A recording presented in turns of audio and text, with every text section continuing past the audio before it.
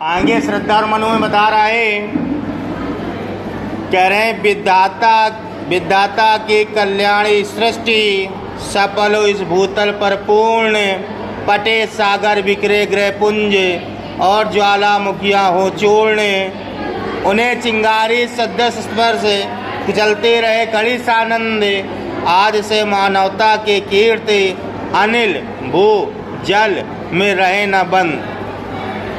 दोनों सुक्तियाँ जो पैराग्राफ है उसमें प्रसंग क्या लिखेंगे? प्रसंग ये लिखेंगे कि श्रद्धा मनु को अपने आप को आत्मसमर्पण कर देती है, उसके बाद में वो उसको ये बताती है किस प्रकार से आपको जीवन जीना चाहिए और इस संसार में जो देव ने इस संसार का निर्माण किया है उसके हित में आपको क्या कार्य करना चाहिए, इसके बारे में उसको पथ प्रदर्शक कर रही है। अब व्याख्या क्या होगी ये देखो, कह रहा विधाता की कल्याणी सृष्टि, जो ईश्वर ने इस कल्याण में इस सृष्टि का निर्माण किया है जिससे इस सृष्टि के जीवन यापन हो सके, उस निर्माण कार्य में सफल हो इस भूतल पर पूर्ण, वह इस भूतल को पूर्णतया तभी हो सकती है जब यहाँ पर रहने वाले जीव होंगे। बात समझिए, विधाता ने सृष्टि का निर्माण कर दिया, जैसे हम लोग घर तो बना देते हैं, लेकिन घर में अगर रहने वाले नहीं होंगे तो घर की कोई वैल्यू होगी? कोई वैल्यू नहीं। उसी प्रकार से विधाता ने ये क्या किया है, संसार का निर्माण कर दिया और एक तुमको भेज दिया, एक हमको भेज दिया। अब यहाँ पर रहने वाले वंशज को उत्पन्न करने के लिए आपको कार्य करना होगा। तो वही यहाँ कह रहा है कि सफल हो इस भूतल पर पूर्ण, इस सृष्टि जो सृष्टि का निर्माण किया इसको सफल बनाने के लिए, एक सृष्टि के अग्रसर करने के लिए आपको पूर्णतया कार्य करना होगा। पटे सागर बिखरे ग्रह पुंज, अगर आप ये सब कार्य कर देंगे जो चाह रहे हैं, जो सृष्टि आगे बढ़े, तो जो सागर हैं वो क्या हो जाएंगे?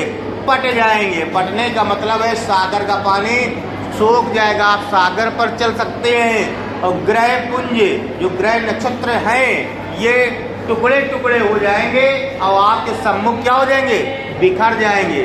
ये कार्य कभी हो सकता है? नहीं हो सकता ना।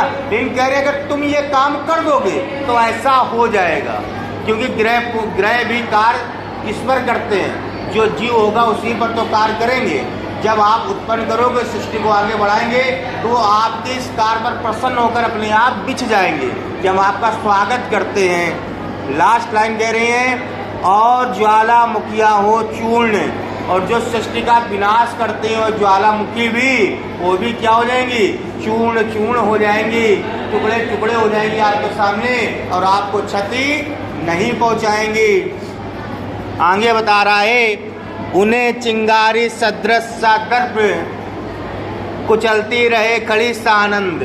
जितनी भी ज्वालामुखी की चिंगारियां हैं, आग है, जितने ये सब है, जब आप ऐसा कार्य करोगे तो आप उनको अपने पैरों तले कुचल सकते हो, इतना सामर्थ्य आपके अंदर हो जाएगा। वही यहाँ चिंगारी का कह रहा है, उन्हें चिंगारी सदृश सदर्प, सदर्प माने दबा देना, चिंगारी माने चिंगारी को, और नीचे दिया गया कुचलती रहे खड़ी सानंद। सानंद का मतलब आनंद के साथ, कुचलने का मतलब आप पैरों से ही कुचलते हो, यानी उन चिंगारियों को आप अपने पैरों से बड़े आनंद मग्न के साथ कुचलते हुए आगे बढ़ते रहोगे। आज से मानवता की कीर्ति, आज से अगर आप ऐसा कर दोगे तो जो मानवता की कीर्ति है, जो यश है, जो उसका बढ़ा हुआ है, वो और भी बढ़ेगा और इस कीर्ति को बाधा नहीं पहुंचाएगा। कौन नहीं बाधा पहुंचाएगा? अनिल भू जल में रहे ना बंद। अनिल माने क्या होता है? और भू माने धरती, जल माने जल, ये जो आग है, धरा है, जल है, ये तत्व मानवता को आगे बढ़ने में किसी प्रकार से बाधा नहीं पहुंचा पाएंगे अगर आपने ये कार्य कर लिया। बात है समझ में?